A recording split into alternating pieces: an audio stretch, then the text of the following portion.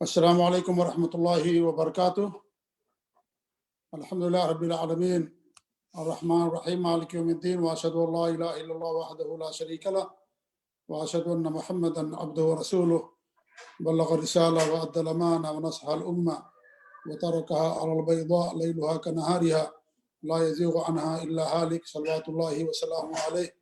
وعلى آلہ وعلى اصحابہ ومن اهتدى بهدیہ واستنى بسنتہ الی یوم الدین، اما بعد۔ معزز ناظرین و مشاہدین و سامعین، اللہ رب العالمین آپ لوگوں کو اجر سے نوازے اور اللہ رب العالمین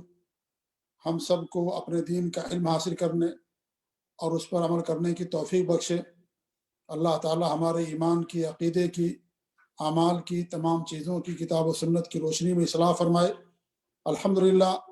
لگاتار گفتگو ہماری صحابہ کرام رضوان اللہ تعالیٰ علیہم اجمعین کے تعلق سے چل رہی ہے، اور یہ آج کی 6ٹھی نشست ہوگی، جس میں ہمارے معزز مہمان شیخ محترم شیخ ابو احمد کلیم الدین یوسف حفظہ اللہ، جو جامعہ اسلامیہ مدینہ منورہ، جو دنیا کی ایک عظیم اسلامی درسگاہ ہے، وہاں پر پی ایچ ڈی کا رسالہ تیار کر رہے ہیں۔ الحمدللہ وہ اپنے علم اور اہل علم اور کتاب و سنت کی روشنی میں ہم سب کو صحابہ کرام کے تعلق سے قیمتی باتیں بتا رہے ہیں۔ اللہ تعالیٰ ان کے علم میں اضافہ فرمائے۔ اور صحابہ کرام، جیسا کہ بار بار بتایا جاتا ہے کہ یہ ہمارے قدوہ ہیں، ہمارے لیے نمونہ ہیں، ہمارے سلف ہیں، لہذا ان کی اتباع کرنا، ان کے نقش قدم کی پیروی کرنا، ان کی فہم اور ان کے سمجھ کے مطابق اپنا فہم اور عقیدہ رکھنا، یہ ہماری کامیابی کے لیے ضروری ہے۔ اللہ رب العالمین نے بار بار قرآن مجید کے اندر اور نبی اکرم صلی اللہ علیہ وسلم نے احادیث مبارکہ میں ہمیں باقاعدہ ان کے طریقے کو اپنانے کا حکم دیا ہے۔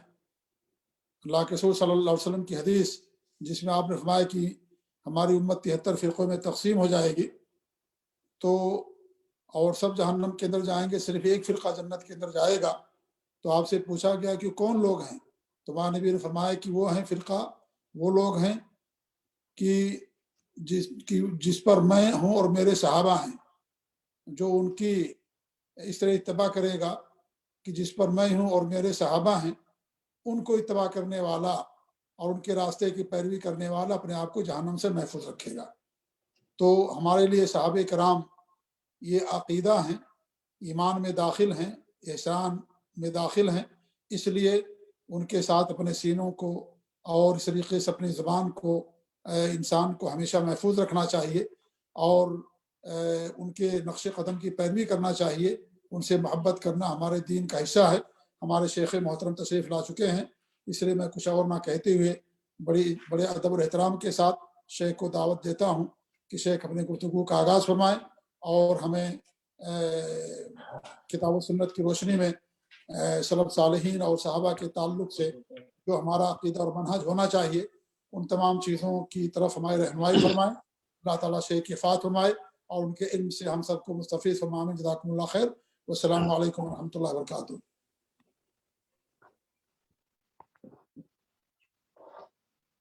وعلیکم السلام ورحمۃ اللہ وبرکاتہ۔ الحمد للہ رب العالمین والصلاة والسلام علی رسولہ الامین محمد وعلی آلہ وصحبہ اجمعین، اما بعد۔ ہر قسم کے حمد و ثنا، تعریف و توصیف اللہ رب العزت ذوالجلال کے لیے لائق و زیبا ہے، اور درود و سلام ہو نبی اکرم صلی اللہ علیہ وسلم پر۔ پچھلے ہفتوں میں صحابہ کرام رضی اللہ عنہم اجمعین کے فضائل اور ان کے مابین جو آپسی اختلافات ہوئے اس تعلق سے، اور ابو ہریرہ رضی اللہ عنہ کے تعلق سے، اور ان کے تعلق سے جو بعض شبہات گردش کرتے ہیں منکرین حدیث، روافض اور دیگر فرق باطلہ کی جانب سے، اس تعلق سے کچھ مختصر سی باتیں آئیں۔ اللہ رب العالمین ان باتوں کو قبول کرے۔ آج انشاءاللہ معاویہ ابن ابی سفیان رضی اللہ عنہما کے تعلق سے کچھ باتیں آئیں گی کہ اللہ رب العالمین کی نگاہ میں ان کا کیا مقام ہے، یعنی معاویہ رضی اللہ عنہ کا، اسی طریقے سے صحابہ رضی اللہ عنہ نبی صلی اللہ علیہ وسلم کی نگاہ میں معاویہ رضی اللہ عنہ کا کیا مقام ہے، نیز صحابہ رضی اللہ عنہ اجمعین ان کے بارے میں کیا رائے رکھتے تھے، ویسے ہی سلف علماء امت شروع سے لے کر کے آج تک معاویہ رضی اللہ عنہ کے بارے میں کیا رائے رکھتے ہیں، اور بعض شبہات ہیں، بعض ایک دو شبہات ہیں جس کا ذکر انشاءاللہ اسی 1 گھنٹے کے اندر آئے گا۔ تو سب سے پہلی بات یہ جان لیں کہ ہم اللہ رب العالمین اور اس کے رسول کے حکموں کے غلام ہیں۔ ہمارے دل و دماغ اور تمام اعضائے جسمانی پر اللہ رب العالمین کی حکومت ہے، اس لیے ہم شریعت کے اندر اپنے جذبات کو دخل نہیں دیتے، بلکہ اللہ رب العالمین کا جو حکم ہوتا ہے، نبی اکرم صلی اللہ علیہ وسلم کی جو بات ہوتی ہے، اسے بلا چوچ چرا تسلیم کرتے ہیں۔ بسا اوقات وہ بات ہماری عقل سے پرے ہوتی ہے، کیونکہ عقل کے اندر تفاوت ہے، کسی کے پاس کم عقل ہے، کسی کے پاس بہت زیادہ عقل ہے، تو عقل کے تفاوت کی بنیاد پر اگر ہم کم عقلوں کو وہ بات بظاہر سمجھ میں نہیں آتی، پھر بھی ہم خاموش رہتے ہیں اور اللہ رب العالمین کے سامنے سر خم تسلیم کرتے ہیں اس کے حکم کے سامنے۔ چنانچہ آپ دیکھیں اللہ رب العالمین نے قرآن مجید میں فرمایا، جیسا کہ یہ آیتیں گزر چکی ہیں لیکن اس سے استدلال ہے، آپ غور کریں گے، والسابقون الاولون من المہاجرین والانصار والذین اتبعوہم بإحسان رضی اللہ عنہم ورضوا عنہ،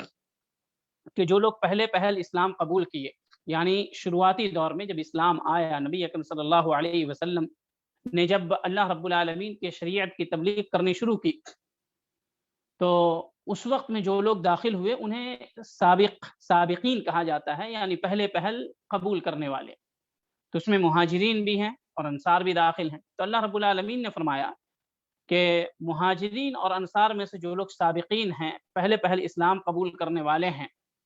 اور جو لوگ ان کی اتباع کرتے ہیں، یعنی ان کے پیچھے جو لوگ اسلام قبول کیے، ان کے بعد جو لوگ اسلام قبول کیے، ان تمام سے رضی اللہ عنہم ورضوا عنہ، اللہ رب العالمین راضی ہے اور وہ لوگ اللہ رب العالمین سے راضی ہیں۔ تو ظاہر سی بات ہے کہ اس آیت کے اندر صحابہ کرام جو پہلے مرحلہ میں شروع میں اسلام قبول کیے تھے اور جو ان کے بعد اسلام قبول کیے، تمام لوگوں سے اللہ رب العالمین اپنی رضامندی کا اظہار کر رہا ہے۔ جیسے اس آیت کے اندر تمام صحابہ کرام داخل ہیں، ویسے ہی اس میں معاویہ رضی اللہ عنہ بھی داخل ہے۔ ایک اور آیت ہے جس میں اللہ رب العالمین نے فرمایا، لا يستوی منکم من انفق من قبل الفتح وقاتل اولئک اعظم درجة من الذین انفقوا من بعد وقاتلوا وکلا وعد اللہ الحسنى واللہ بما تعملون خبیر۔ آیت کا مفہوم یہ ہے کہ اللہ رب العالمین فرماتا ہے کہ جن صحابہ کرام رضی اللہ عنہم اجمعین نے فتح مکہ سے قبل اللہ کے راستے میں خرچ کیا، اسی طریقے سے جہاد کیا،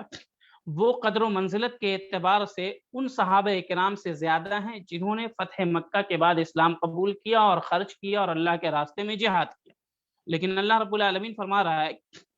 کہ یہ دونوں برابر تو نہیں ہو سکتے، لیکن ان تمام لوگوں سے وَكُلًّا وَعَدَ اللَّهُ الْحُسْنَى، اللہ رب العالمین نے جنت کا وعدہ کیا ہے،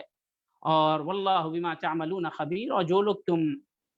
جو تم لوگ کرتے ہو، جو اعمال تم انجام دیتے ہو، اللہ رب العالمین اس سے باخبر ہے۔ آپ اس آیت کے اندر آپ دیکھیں کہ معاویہ رضی اللہ عنہم اور دیگر تمام صحابہ اس آیت کے اندر داخل ہیں۔ ہو سکتا ہے کوئی یہ کہے کہ معاویہ رضی اللہ عنہ کا نام تو آپ نے نہیں لیا، اس آیت کے اندر اللہ رب العالمین نے ذکر بھی نہیں کیا معاویہ رضی اللہ عنہ کے نام کو، اسی طریقے سے جتنی بھی آیتیں ہیں فضائل صحابہ کے اندر سلسلے میں، اس میں کہیں پر بھی معاویہ رضی اللہ عنہ کا نام نہیں ہے، تو ہم یہ کیسے مان لیں کہ یہ آیت معاویہ رضی اللہ عنہ کے تعلق سے ہے؟ کوئی سوال کرنے والا کر سکتا ہے، اور بالخصوص ایسے لوگ جن کو بالخصوص معاویہ رضی اللہ عنہ سے نفرت ہوتی ہے، ان کے دل میں بغض عناد ہوتا ہے، یا اپنے دل کے اندر ان کے خلاف نفرت پالے رکھتے ہیں، وہ ایسے سوالات کرتے ہیں، تو ان کو جواباً عرض یہ ہے ان کے لیے کہ ان آیتوں میں جس کا میں نے ذکر کیا، جو فضائل صحابہ کے تعلق سے آیتیں ہیں، ان آیتوں میں تو خلفائے راشدین جیسے ابو بکر، عمر، عثمان و علی اور عشرہ مبشرہ جو باقی 6 صحابہ ہیں، ان لوگوں کا بھی ذکر نہیں ہے۔ تو کیا یہ اس آیت کی فضیلت میں یہ عشرہ مبشرہ مع خلفائے اربعہ شامل نہیں ہوں گے؟ یعنی ابو بکر عمر عثمان و علی رضی اللہ عنہم اجمعین، ان لوگوں کا نام نہیں ہے اس آیت کے اندر، تو کیا اس فضیلت کے اندر وہ شامل نہیں ہوں گے یا یہ فضیلت ان کو حاصل نہیں ہوگی؟ تو جس طریقے سے ان کا نام نہیں ہونے کے باوجود بھی انہیں یہ فضیلت مل رہی ہے اور وہ اس آیت کے اندر داخل ہو رہے ہیں، اسی طریقے سے معاویہ رضی اللہ عنہ کا اس آیت کے اندر نام نہیں ہے لیکن پھر بھی انہیں یہ فضیلت حاصل ہوگی، کیونکہ انہوں نے نبی اکرم صلی اللہ علیہ وسلم کے ہاتھ پر اسلام قبول کیا اور جب وفات پائے تو ایمان کے اوپر ان کی وفات ہوئی۔ تو قرآن مجید کے اندر جتنی بھی آیات ہیں جن کا ذکر گزر چکا، اور جیسے جگہ جگہ پر جو اللہ نے ایمان والے کا یا تقوی والے کا یا صالحین کا یا مصلحین کا ذکر کیا ہے اور محسنین کا ذکر کیا ہے، ان تمام سے صحابہ کرام مراد ہیں، اور صحابہ کرام جتنے بھی تھے ان میں سے کسی کا استثناء نہیں کیا جا سکتا، کیونکہ صحابی ہم انہی کو کہیں گے جنہوں نے نبی اکرم صلی اللہ علیہ وسلم کی نبوت پر ایمان لایا، اللہ کی وحدانیت پر ایمان لایا، نبی صلی اللہ علیہ وسلم کو سے ملاقات کی، اور جب ان کی وفات ہوئی تو ایمان کی حالت میں ہوئی۔ تو خلاصہ کلام یہ کہ معاویہ رضی اللہ عنہ اللہ رب العالمین کے نزدیک پسندیدہ اشخاص میں سے تھے، ان پسندیدہ اشخاص میں سے وَكُلًّا وَعَدَ اللَّهُ الْحُسْنَى، جن سے اللہ رب العالمین نے جنت کا وعدہ کیا ہے۔ تو یہ تو اللہ رب العالمین کے نزدیک ان کا مقام تھا، اور اس سلسلے میں جتنی بھی آیت گزر چکی ہیں ان تمام کو آپ تمام صحابہ کرام پر فٹ کر سکتے ہیں۔ اب یہ ہم دیکھتے ہیں کہ نبی اکرم صلی اللہ علیہ وسلم کے نزدیک معاویہ رضی اللہ عنہ کا کیا مقام و مرتبہ تھا۔ تو جتنی بھی احادیث، جیسے ابھی میں نے بتایا کہ جتنی بھی آیات فضائل صحابہ میں وارد ہوئی ہیں، ان تمام آیات کے مصداق معاویہ رضی اللہ عنہ کے ساتھ ساتھ تمام صحابہ کرام۔ اسی طریقے سے جتنی بھی احادیث عمومی طور پر صحابہ کرام کے فضائل کو بیان کرتی ہے، ان کا دفاع کرتی ہے، ان تمام احادیث کے مصداق معاویہ رضی اللہ عنہ اور جتنے بھی صحابہ کرام ہیں سب ہیں۔ کچھ احادیث ایسی بھی ہیں جو بعض خاص صحابہ کرام رضی اللہ عنہ اجمعین کی فضیلت بیان کرتی ہے، جیسے ابو بکر رضی اللہ عنہ ہو گئے، عمر رضی اللہ عنہ، حضرت علی، حضرت عثمان، حضرت علی اور دیگر صحابہ کرام رضی اللہ عنہ اجمعین۔ اسی طریقے سے چند احادیث ایسی ہیں بطور خاص جو معاویہ رضی اللہ عنہ کی فضیلت بیان کرتی ہیں، اور احادیث کا مطلب یہی ہوتا ہے کہ نبی اکرم صلی اللہ علیہ وسلم نے جو امت کو بتایا ہو اور وہ صحیح سند سے ثابت ہو، نیز یہ کہ وہ احادیث نبی اکرم صلی اللہ علیہ وسلم کا ذاتی کلام نہیں ہوتا، یعنی کہ اپنے من سے جو چاہا کہہ دیا، ایسا نہیں، بلکہ وہ اللہ رب العالمین کی وحی ہوتی ہے جو اللہ رب العالمین نے نبی اکرم صلی اللہ علیہ وسلم کی جانب القا کی ہوئی ہوتی ہے، اور وہ الفاظ جو ہوتے ہیں وہ نبی اکرم صلی اللہ علیہ وسلم کے ہوتے ہیں۔ اور اس تعلق سے بات گزری کہ اللہ رب العالمین نے سورہ نجم میں فرمایا وَمَا يَنطِقُ عَنِ الْهَوَىٰ ان هو الا وحی یوحیٰ، کہ نبی اکرم صلی اللہ علیہ وسلم دین کے اندر خود سے کچھ نہیں بولتے، وہی بولتے ہیں جو رب انہیں بولنے کے لیے کہتا ہے، اجازت دیتا ہے۔ تو جتنی بھی احادیث ہوں گی معاویہ رضی اللہ عنہ کے تعلق سے ابھی آپ کے سامنے پیش کی جائیں گی، وہ تمام کی تمام اللہ رب العالمین نے اجازت دی ہے اس قسم کی بات معاویہ رضی اللہ عنہ کی فضیلت میں اللہ نبی صلی اللہ علیہ وسلم کو کہنے کی۔ تو آپ سب سے پہلے حدیث دیکھیں، نبی اکرم صلی اللہ علیہ وسلم نے فرمایا اللہم اجعلہ، معاویہ رضی اللہ عنہ کو نبی صلی اللہ علیہ وسلم نے ان کے لیے دعا کی، اللہم اجعلہ ہادیا مہدیا وہدہ وہد بہ، کہ اے اللہ معاویہ رضی اللہ عنہ کو، یہ نبی صلی اللہ علیہ وسلم کی دعا ہے معاویہ ابن ابی سفیان رضی اللہ عنہ کے لیے، کہ اے اللہ تو معاویہ کو ہادی بنا، ہدایت دینے والا بنا، مہدی بنا، وہدہ وہدی بھی، اور اسے ہدایت دے اور اس کے ذریعے سے لوگوں کو ہدایت دے، لوگوں کی رہنمائی کر۔ تو یقینی بات ہے کہ نبی اکرم صلی اللہ علیہ وسلم کی جو دعائیں ہوتی تھیں وہ قبول ہوتی تھی، اللہ رب العالمین ان کی دعاؤں کو رد نہیں کرتا تھا۔ اور یقیناً جب نبی صلی اللہ علیہ وسلم نے معاویہ رضی اللہ عنہ کے تعلق سے ہدایت کی دعا کی، اور صرف ہدایت کی نہیں بلکہ ہدایت کے پیغمبر ہونے کی، کہ یہ ہدایت کو پھیلانے والے دوسروں کے لیے ذریعہ ہدایت بنے، اس چیز کی دعا کی، تو اللہ رب العالمین ان کی دعا کو، نبی صلی اللہ علیہ وسلم کی دعا کو رد نہیں کر سکتا۔ اس حدیث سے یہ پتہ چلتا ہے کہ معاویہ رضی اللہ عنہ خود بھی ہدایت یافتہ تھے اور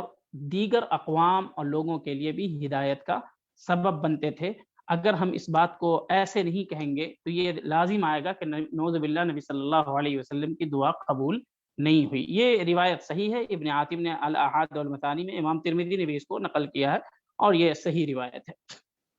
ایک دوسری روایت آپ دیکھیں کہ نبی اکرم صلی اللہ علیہ وسلم نے پہلی روایت میں ہدایت کی دعا کی کہ وہ خود بھی ہادی بنے، ہدایت پانے والے بنے، دوسروں کے لیے ہدایت کا سبب بنے۔ ایک دوسری حدیث میں نبی اکرم صلی اللہ علیہ وسلم نے فرمایا اللہم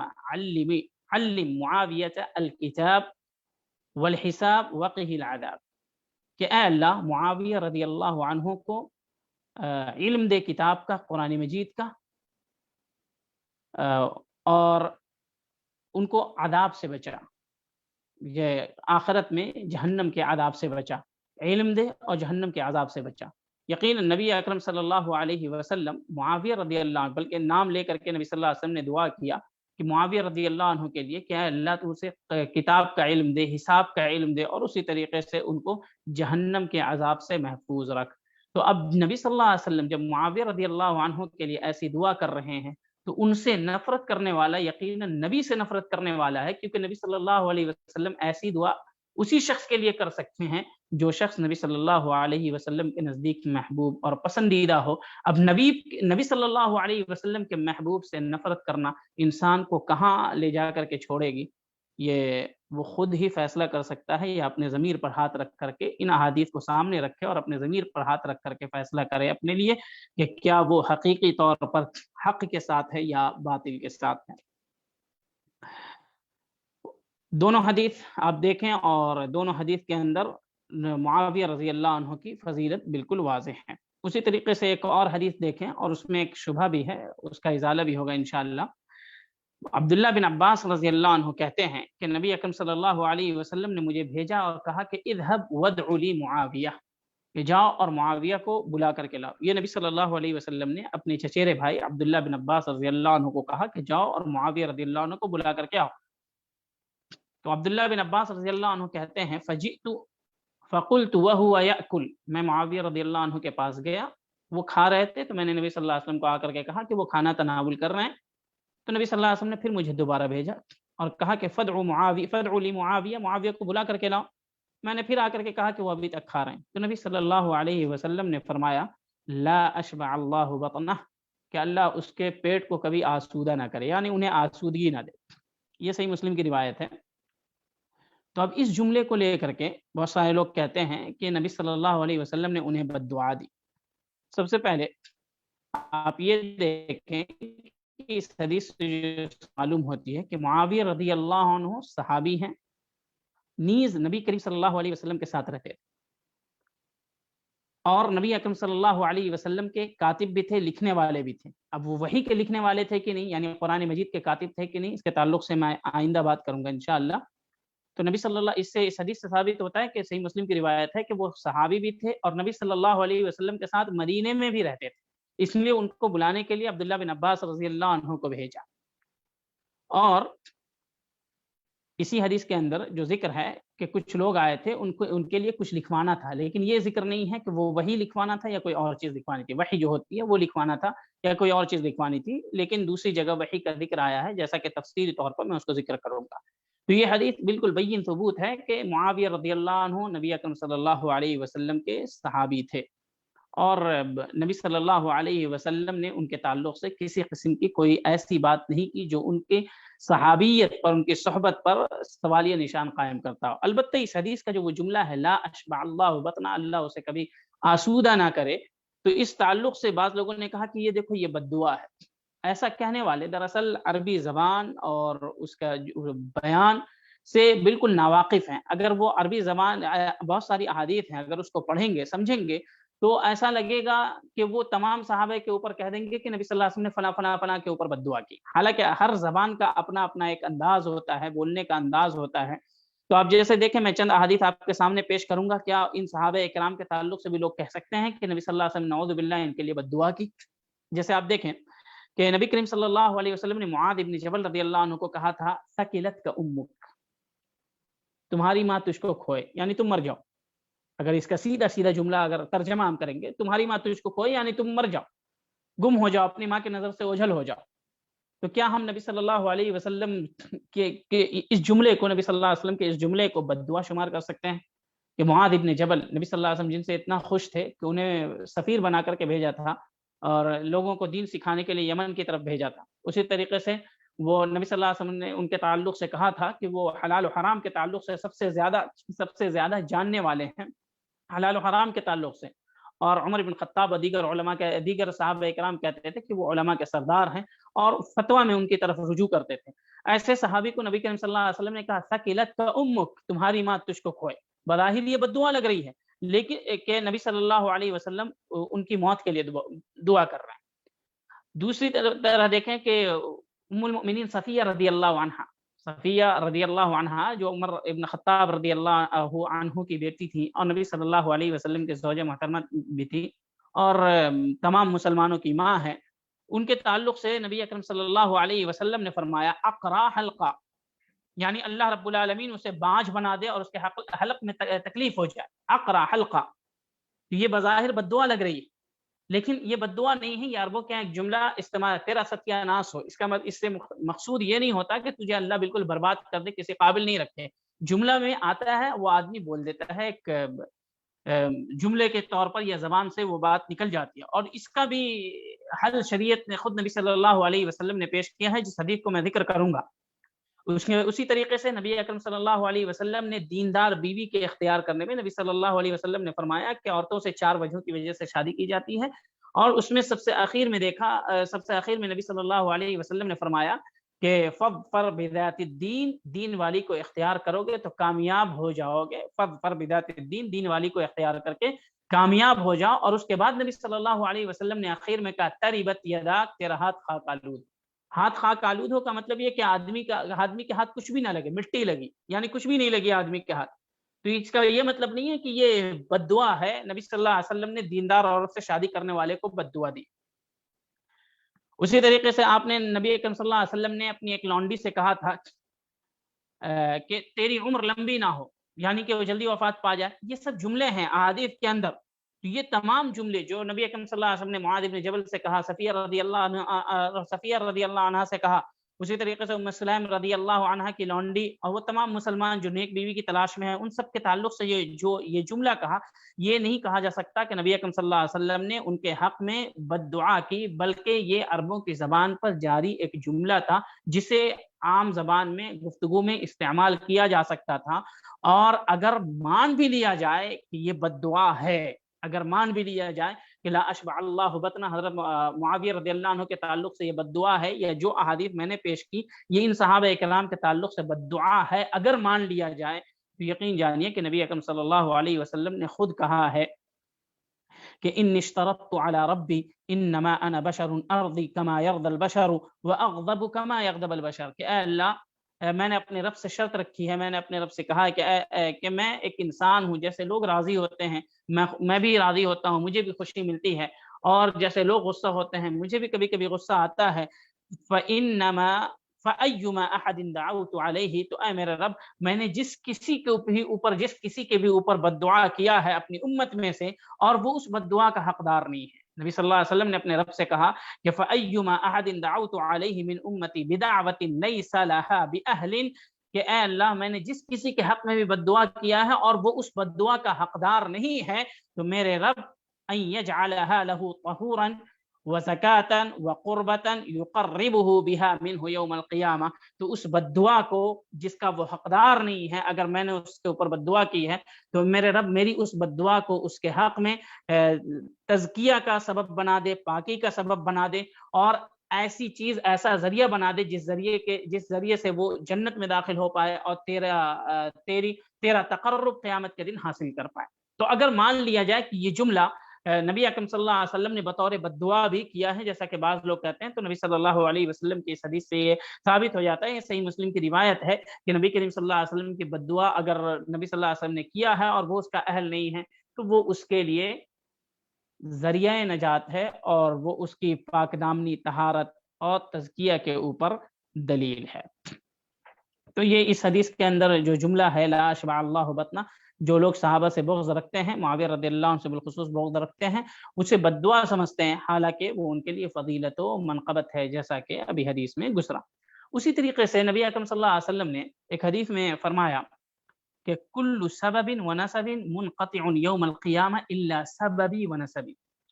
ہر رشتہ ہر تعلقات قیامت کے دن ختم ہو جائیں گے، ہر تعلقات اور ہر رشتہ قیامت کے دن ختم ہو جائے گا، منقطع ہو جائیں گے، سوائے میرے رشتے اور میرے تعلقات کے۔ اور یہ حدیث صحیح ہے، شیخ البانی رحمہ اللہ نے اس حدیث کو صحیح قرار دیا ہے۔ اس حدیث میں بھی معاویہ رضی اللہ عنہ کی فضیلت ہے، کیونکہ معاویہ رضی اللہ عنہ نبی کریم صلی اللہ علیہ وسلم کے رشتہ دار تھے۔ ان کی بہن جو تھی ام حبیبہ رضی اللہ عنہ، وہ نبی اکرم صلی اللہ علیہ وسلم کی زوجہ محترمہ تھی، ام المؤمنین ام حبیبہ رضی اللہ عنہ۔ تو نبی اکرم صلی اللہ علیہ وسلم نے جس طریقے سے معاویہ رضی اللہ عنہ سے دنیا میں محبت کی، یہ محبت قیامت تک قائم رہے گی۔ یہ نبی صلی اللہ علیہ وسلم نے امت کو بتا دیا کہ تم اس سے بغض کر رہے ہو یا اس کے خلاف بغض پال رہے ہو جو دنیا کے اندر بھی میرا رشتہ دار تھا، میرے تعلقات اس سے اچھے تھے اور میرا پسندیدہ شخص تھا اور میں اس سے وحی لکھواتا تھا، اور قیامت کے دن بھی اس سے میرا رشتہ قائم ہوگا جہاں پر ہر قسم کے رشتے ختم ہو جائیں گے، لیکن جو لوگ میرے اپنے رشتہ دار ہیں، میرا جن سے رشتہ ہے، میرے تعلقات ہیں، وہ رشتہ اور تعلق قائم رہے گا، جیسا کہ اس حدیث میں خود نبی اکرم صلی اللہ علیہ وسلم نے فرمایا۔ اسی طریقے سے ایک آپ اور حدیث دیکھیں، باتیں بہت ساری ہیں معاویہ رضی اللہ عنہ کے تعلق سے، سینکڑوں کتابیں لکھی گئی ہیں اور کئی کتابوں کے اندر ضمناً کا ذکر آیا ہے، بہت ساری باتیں ہیں، ان تمام باتوں کو بیان کیا جائے تو وقت اس کے لیے کافی نہیں ہو پائے گا جتنا ہے، لیکن جو باتیں، جو اہم باتیں ہیں، جو اہم احادیث ہیں اور صحیح سند سے ہیں، اس کو ذکر کر دینا ضروری سمجھتا ہوں، کیونکہ معاویہ رضی اللہ عنہ کو لوگوں نے اور اپنے لوگوں نے، آپ روافض شیعہ کو چھوڑ دیں، خوارج کو چھوڑ دیں، جو لوگ اہل سنت والجماعت ہونے کا دم بھرتے ہیں اور اس کے بڑے لوگ ہیں، مفکرین سمجھے جاتے ہیں، انہوں نے سب سے پہلے معاویہ رضی اللہ عنہ کو ہی نشانہ بنایا، اور اس پہ وہ لوگ موالات اور معادات بھی کرتے ہیں کہ جو ان کو غلط کہے گا ہم اس سے دوستی کریں گے، یعنی معاویہ رضی اللہ عنہ سے جو نفرت رکھے گا ہم ان سے دوستی کریں گے، جو ان سے محبت رکھے گا وہ ہمارا دشمن ہے۔ یعنی انسان کی عقل جب ختم ہو جاتی ہے، جب بالکل وہ جب اللہ رب العالمین اس کے عقل پر، اس کے دماغ پر، اس کی بصارت کو ختم کر دیتا ہے، مہر لگا دیتا ہے، تو اس قسم کی باتیں اس کے منہ سے نکلتی ہیں، اور صحابہ کرام کی محبت اور ان سے نفرت پر انسان ولا اور برا کا عقیدہ قائم کرتا ہے۔ بہرحال نبی اکرم صلی اللہ علیہ وسلم نے فرمایا حسن رضی اللہ عنہ کے تعلق سے، جو نبی اکرم صلی اللہ علیہ وسلم کے بڑے نواسے تھے، حضرت علی رضی اللہ عنہ کے بڑے بیٹے تھے، فاطمہ رضی اللہ عنہ کے لخت جگر تھے، ان کے تعلق سے فرمایا ان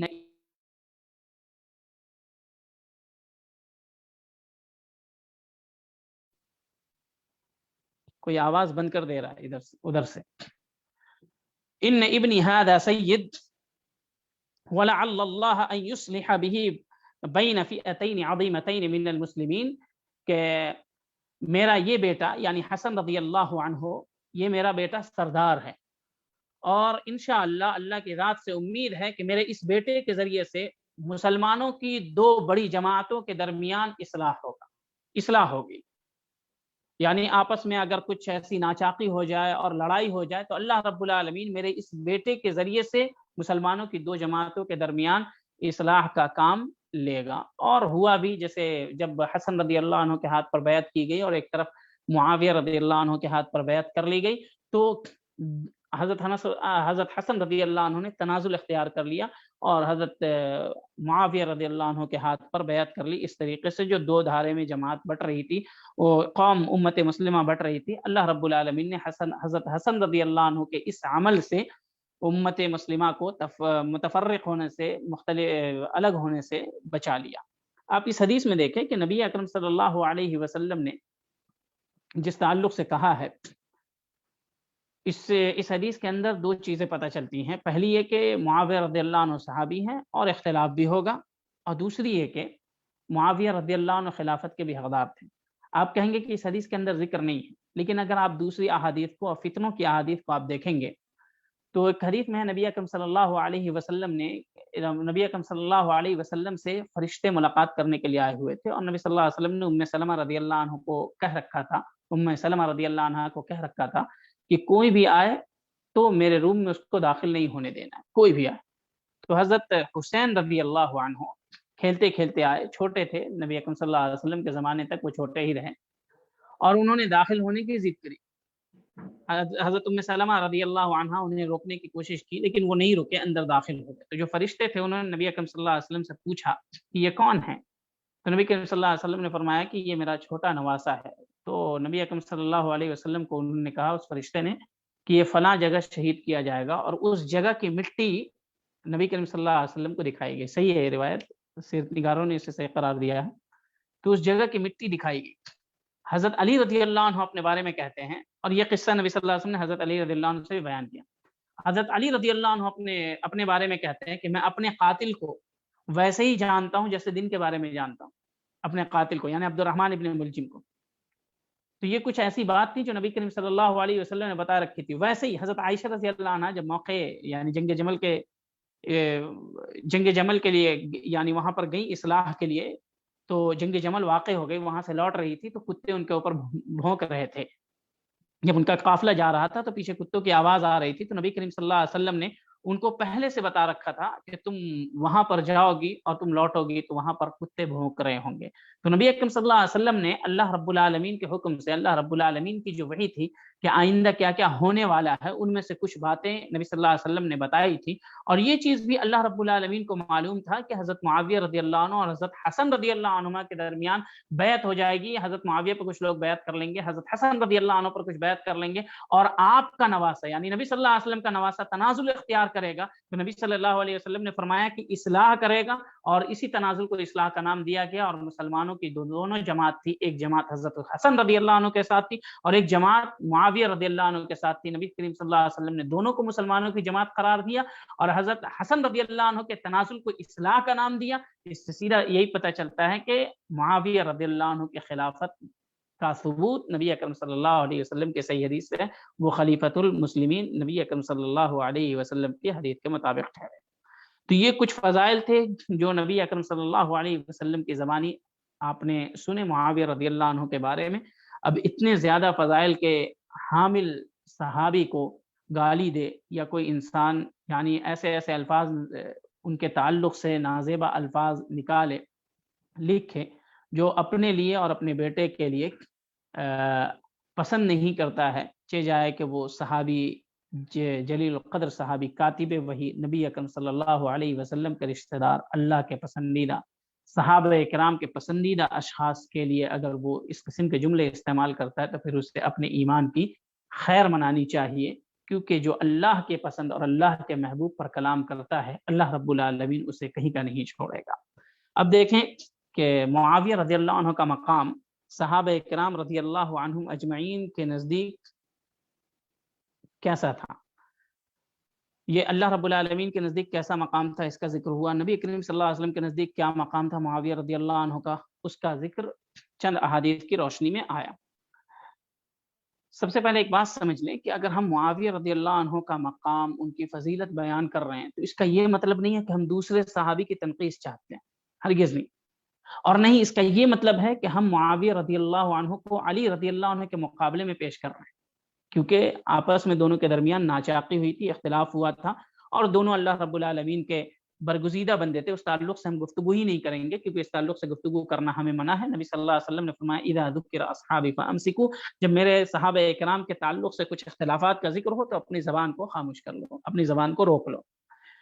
تو ہم جب معاویہ رضی اللہ عنہ کی فضیلت بیان کرتے ہیں تو اس کا مطلب ہرگز یہ نہیں ہے کہ ہم حضرت علی رضی اللہ عنہ کے مقابلے میں معاویہ رضی اللہ عنہ کو پیش کر رہے ہیں، کیونکہ حضرت علی رضی اللہ عنہ کا مقام اتنا اونچا ہے کہ معاویہ رضی اللہ عنہ اس کا عشر عشیر بھی نہیں ہے، بلکہ یہ کہا جائے کہ ان کے قریب بھی نہیں جا سکتے. جو حضرت علی رضی اللہ عنہ کا مقام ہے، سابقین اولین میں سے ہیں، عشرہ مبشرہ میں سے ہیں، چاروں خلیفہ میں سے ایک خلیفہ ہیں. نبی اکرم صلی اللہ علیہ وسلم نے شروع سے لے کر کے اخیر تک ان پر اعتماد کیا، ان کی زوجیت میں اپنی بیٹی کو دیا، فاطمہ رضی اللہ عنہ جو سب سے چہیتی بیٹی تھی، سیدۃ النساء اہل الجنہ، تمام خواتین جو ہوں گی جنت میں ان کی سردار ہوں گی.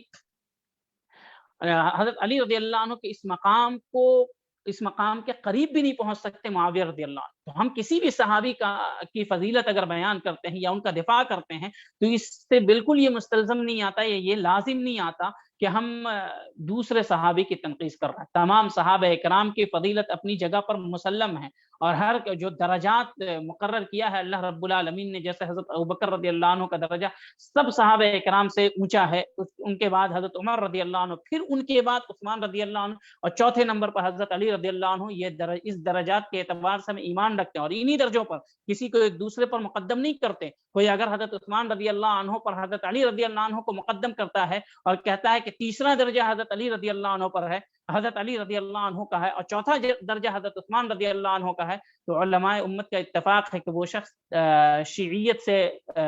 मुतासिर है, बल्कि उसे शिया भी कहा गया है। और बाज़ लोग कहते हैं कि वो राफ़दी है, राफ़दियत से मुतासिर। जो दर्जा बंदी कुरान और हदीस की रोशनी में इन चारों सहाबा की गई है, अगर उसमें से किसी एक को आप ऊपर कर देते हैं तो आपके ऊपर उलमा ये कहते हैं कुरान और हदीस की रोशनी में कि आप शिय्यत से मुतासिर हैं। ये शिया का कौल है कि हजरत अली रज़ियल्लाहु अन्हु को सबसे ऊपर करते हैं। चे जाए कि आप मुआविया रज़ियल्लाहु अन्हु का मुकाबला हजरत अली रज़ियल्लाहु अन्हु से करने लगे तो आप यकीनन आप किसी दूसरी फिक्र से मुतासिर हैं जो सहाबा की ताज़ीम नहीं करना चाहती। अगर कोई भी किसी सहाबी की अजमत इसलिए बयान करता है ताकि दूसरे सहाबी की तनकीद करे, वो अहले सुन्नत में से तो हरगिज नहीं हो सकता है। तो हम हर सहाबी का जो मकाम अल्लाह ने उसके रसूल ने बयान किया है और सहाबा इकराम ने जिस तरीके से उनकी अजमत को बयान किया और उनके मकाम की हिफाजत की है और जिस तरीके से सलफ ने हिफाजत की है, हम उसी तरीके से हिफाजत करते हैं। और अगर किसी एक सहाबी पर उनके किसी एक अमल को हुज्जत बना करके अगर कोई तानो तशनी करता है तो हम उनका दिफा ये समझ करके करते हैं कि एक सहाबी का दिफा तमाम सहाबा कराम का दिफा है, एक सहाबी का दिफा पूरे इस्लाम का, किताब और सुन्नत का और तमाम उलमाए सलफ का दिफा है। तो हम जब मुआविया रज़ियल्लाहु अन्हु के ताल्लुक से उनके फज़ाइल बयान करते हैं तो इससे हरगिज़ ये न समझा जाए कि इससे दूसरे सहाबा कराम की तनकीस होती है। अब देखें हम सहाबा इकराम रज़ियल्लाहु अन्हु के ताल्लुक से कि उनके नज़दीक मुआविया रज़ियल्लाहु अन्हु का क्या मकाम था। तो अब देखें हज़रत उमर रज़ियल्लाहु अन्हु ने मुआविया रज़ियल्लाहु अन्हु को गवर्नर मुकर्रर किया था शाम का, और हज़रत उमर रज़ियल्लाहु अन्हु बड़े दूररस थे और बड़े बुर्दबार थे, हलीम थे और हर एक चीज़ को जब करते थे तो उसको दीन की निगाह से, शरीयत की निगाह से उसको देखते थे और ज़रा सा भी खलल नजर आता फौरन उसके ऊपर रोक लगाते और फौरन उसको टोकते थे, बल्कि उसकी सज़ा भी उसी वक्त मिलती थी। और हज़रत उमर रज़ियल्लाहु अन्हु का मुआविया रज़ियल्लाहु अन्हु को गवर्नर के लिए अख्तियार करना कि आप गवर्नर बने शाम के, ये अपने अंदर बहुत ही अजीम बात है। चुनांचे आप देखें हज़रत उमर रज़ियल्लाहु अन्हु कहते हैं अल्लाहुम्मा इन्नी उशहिदुका अला उमराइल अमसार व इन्नी इन्नमा बअस्तुहुम लियअदिलु अलैहिम व लियुअल्लिमुन नास दीनहुम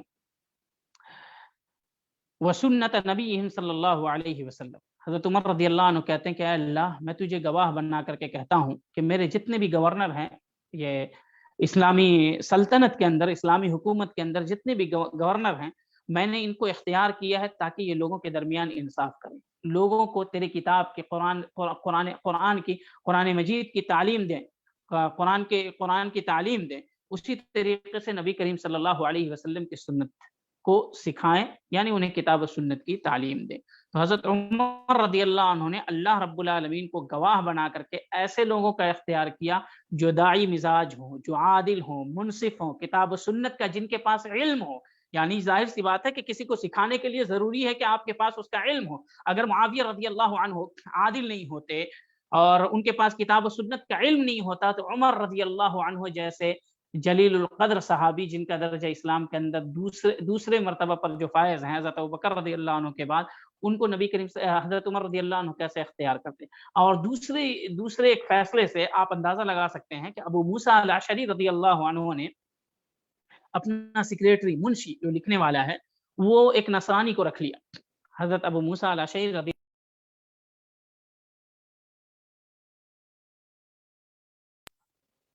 अपना मुंशी और कातिब जो है वो एक नसरानी को रख लिया। जब हज़रत उमर रज़ियल्लाहु अन्हु को पता चला तो उन्हें मना किया और कहा हटाओ। अबू मूसा अल-अशअरी रज़ियल्लाहु अन्हु ने कहा कि दीन के मामले में हम उससे कोई मदद नहीं लेंगे, बस वो इन्नमा यक्तुब ली, वो मेरे लिए सिर्फ लिखेगा। तो हज़रत उमर रज़ियल्लाहु अन्हु ने कहा क्या तुम उसको करीब करते हो जिसे अल्लाह ने दूर कर दिया? तुम उसको इज्जत देना चाहते हो जिसे अल्लाह रब्बुल आलमीन ने जलील कर दिया? तो आप देखें कि सिर्फ मुंशी रखने पर हज़रत उमर रज़ियल्लाहु अन्हु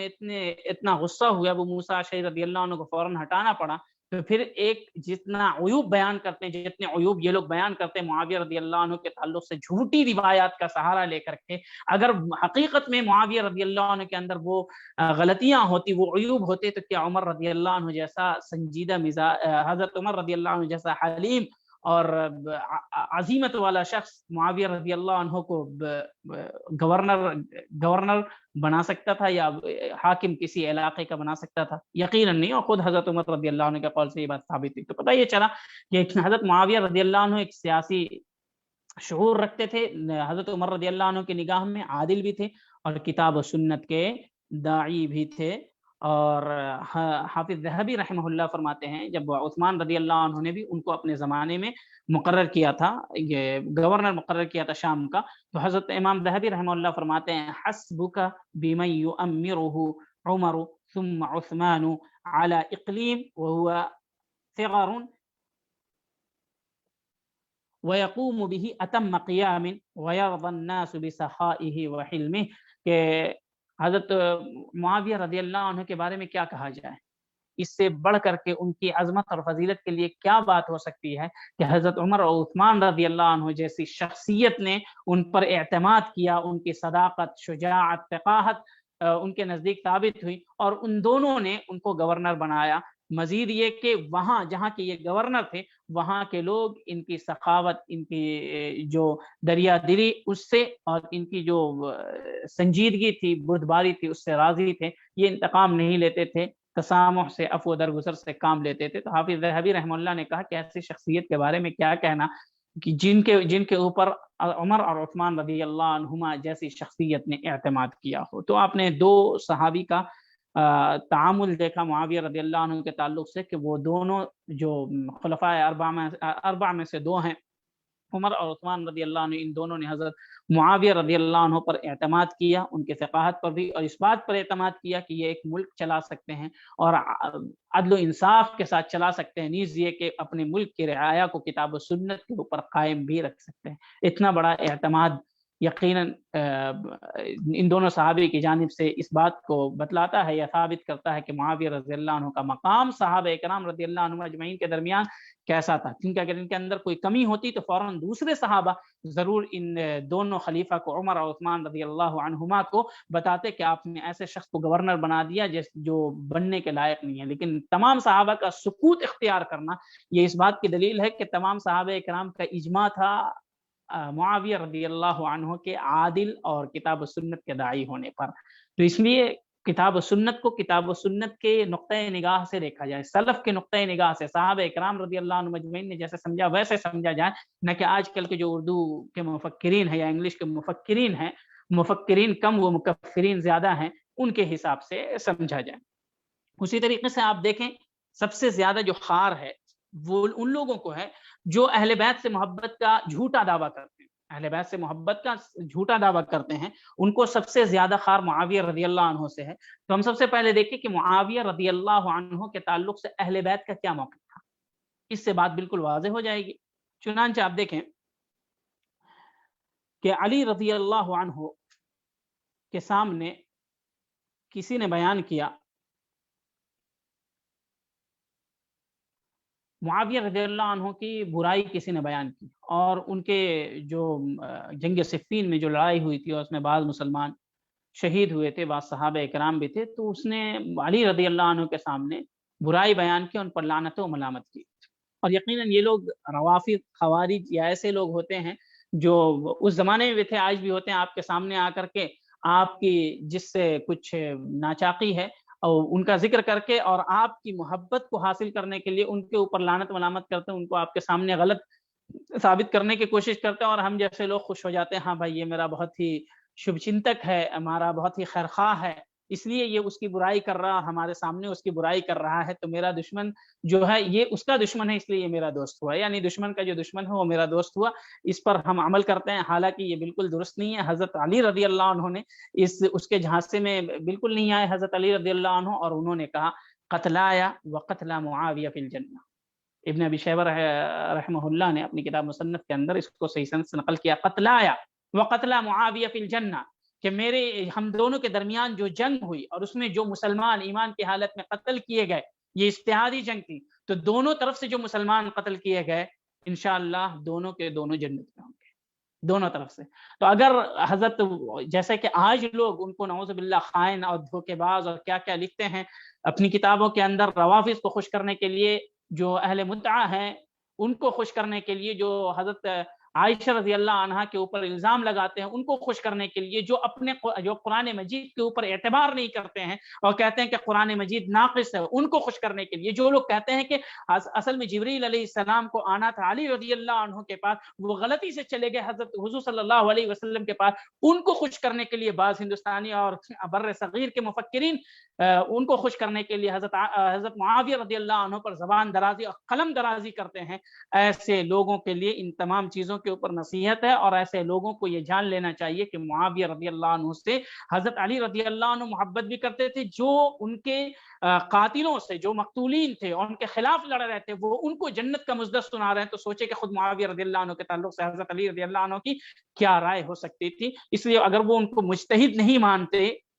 تو یقیناً ان کے خلاف کچھ نہ کچھ کہتے، لیکن جو بھی باتیں ثابت ہیں وہ تمام کے تمام ضعیف اور باطل روایت سے ثابت ہے۔ تو اس سے پتہ چلا کہ حضرت علی رضی اللہ عنہ کا کیا موقف تھا حضرت معاویہ رضی اللہ عنہ کے ان فوجی کے بارے میں جو لوگ حضرت معاویہ رضی اللہ عنہ کی جانب سے حضرت علی رضی اللہ عنہ کے خلاف لڑائی کر رہے تھے۔ تو بڑے لوگ جو ہوتے ہیں، جن کی تربیت نبی اکرم صلی اللہ علیہ وسلم کے ہاتھوں سے ہوئی ہوتی ہے اور جنہوں نے نبی صلی اللہ علیہ وسلم کے مدرسے سے فراغت حاصل کی ہوتی ہے، ان کا قلب اتنا وسیع ہوتا ہے، اپنے دل کے اندر کسی کے خلاف کچھ نہیں رکھتے، اور جو جس مقام کے لائق ہوتا ہے وہ اس پر اتارتے ہیں، کیونکہ انہیں معلوم ہے انزل الناس منازلہم، لوگوں کے جو درجات ہیں، جو مقام ہے، انہیں وہ عطا کیا جائے۔ تو حضرت علی رضی اللہ عنہ سے صحیح سند سے آپ کبھی نہیں دیکھیں گے کہ وہ لان تان کرتے ہیں، جیسا کہ بعض لوگ اہل بیت کی محبت کا ثبوت پیش کرنے کے لیے معاویہ رضی اللہ عنہ کو گالی دینا یا ان کے خلاف زبان درازی کرنا ضروری سمجھتے ہیں۔ اسی طریقے سے آپ دیکھیں کہ حضرت حسن رضی اللہ عنہ بھی اہل بیت میں تھے اور انہوں نے تنازل اختیار کیا۔ اگر حضرت حسن رضی اللہ عنہ یہ سمجھتے کہ معاویہ رضی اللہ عنہ بالکل غلط ہیں، اور جتنی برائیاں یہ لوگ نقل کرتے ہیں، جیسے علی مرزا، اس کا کام ہی ہے کہ خاص کر کے معاویہ رضی اللہ عنہ کے تعلق سے پوری فضا کو مسموم کیا جائے اور مسلمانوں کے ذہن کو گندا کیا جائے۔ اور کبھی کبھی ایسا ہوتا ہے نا کہ اللہ رب العالمین نے کسی کو کسی چیز پر مسلط کر دیتا ہے۔ اگر اللہ رب العالمین آپ سے خیر کا کام کرنا ہے، اگر اللہ رب العالمین آپ سے خیر چاہے گا، جیسا کہ نبی صلی اللہ علیہ وسلم نے فرمایا من یرید اللہ بہ خیرا استعملہ، یا ایک حدیث میں عسلہ،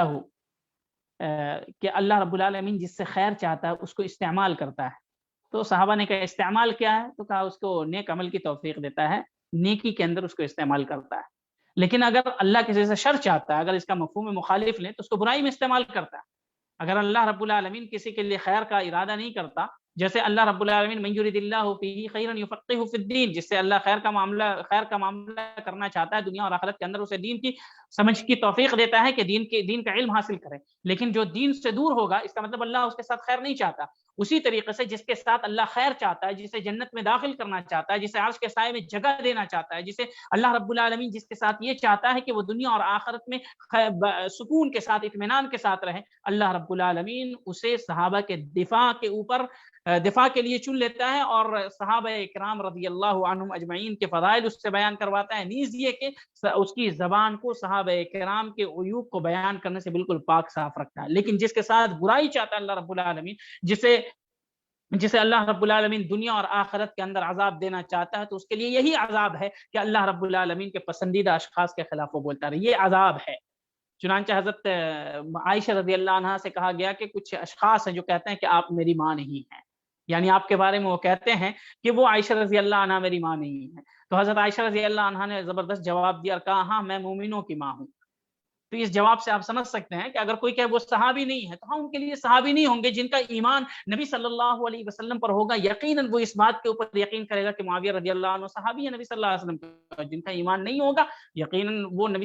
حضرت معاویہ رضی اللہ عنہ کی صحبت میں شک کرے گا اور اس کے اندر ان کے اوپر اعتراض کرے گا۔ اسی طریقے سے معاویہ رضی اللہ عنہ سے محبت، یہ بات یاد رکھیں، معاویہ رضی اللہ عنہ سے محبت تمام صحابہ کرام سے محبت کی دلیل ہے۔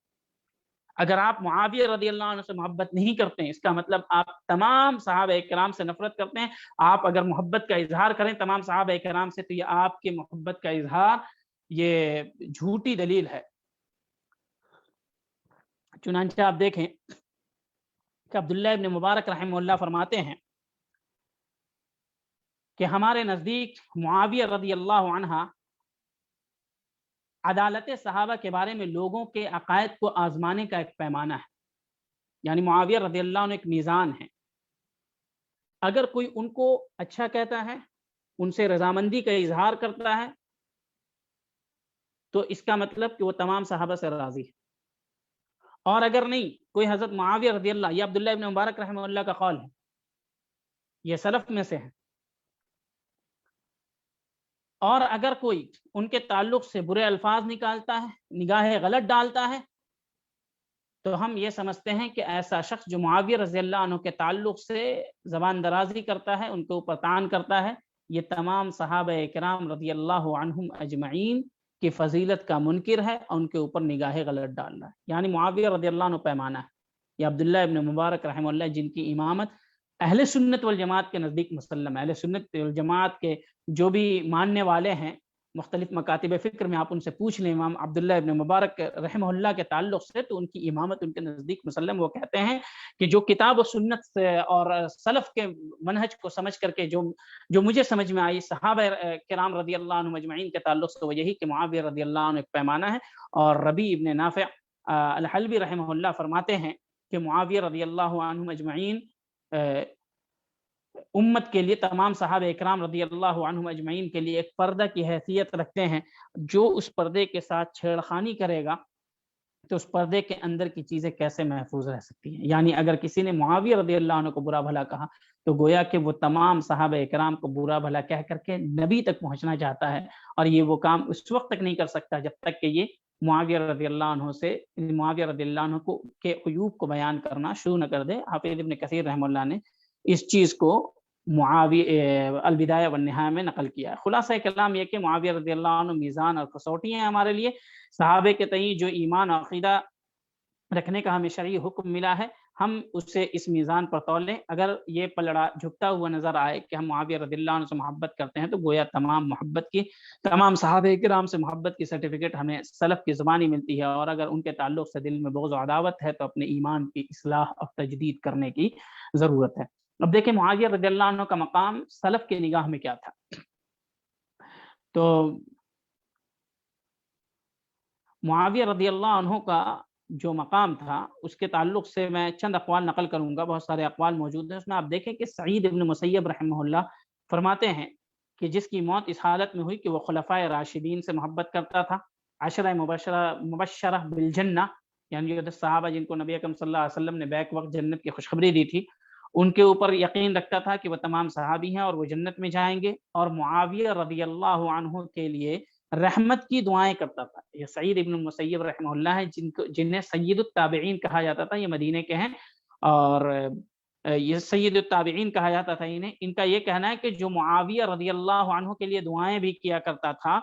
تو میں امید کرتا ہوں کہ اللہ رب العالمین سے ایسے شخص سے، یعنی جو خلفائے راشدین سے محبت کرے اور عشرہ مبشرہ بالجنہ سے محبت کرے اور ان کے جنتی ہونے پر یقین کرے اور معاویہ رضی اللہ عنہ کے لیے دعائے رحمت کرے، مجھے اللہ کی ذات سے امید ہے کہ اللہ رب العالمین ایسے شخص سے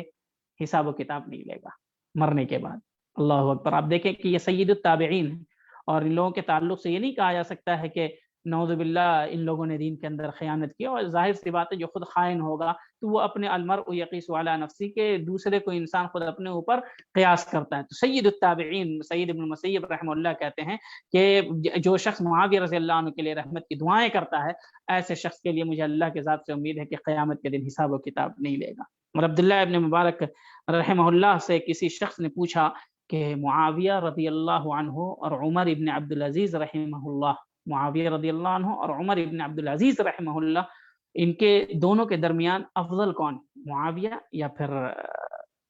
عمر ابن عبدالعزیز؟ تو ان کا جو جواب تھا آپ دیکھیں، عبداللہ ابن مبارک رحمہ اللہ نے فرمایا کہ نبی کریم صلی اللہ علیہ وسلم کے ساتھ دوران جنگ جو غبار، گرد و غبار جنگ میں جو جاتے ہیں، گھوڑے ہوتے ہیں، اونٹ ہوتا ہے، اور اس میں کر و فر ہوتا ہے، لڑائی ہوتی ہے، اس میں دھول اڑتا ہے، تو جو غبار اس کر و فر کی وجہ سے، جہاد کی وجہ سے، گھوڑے کے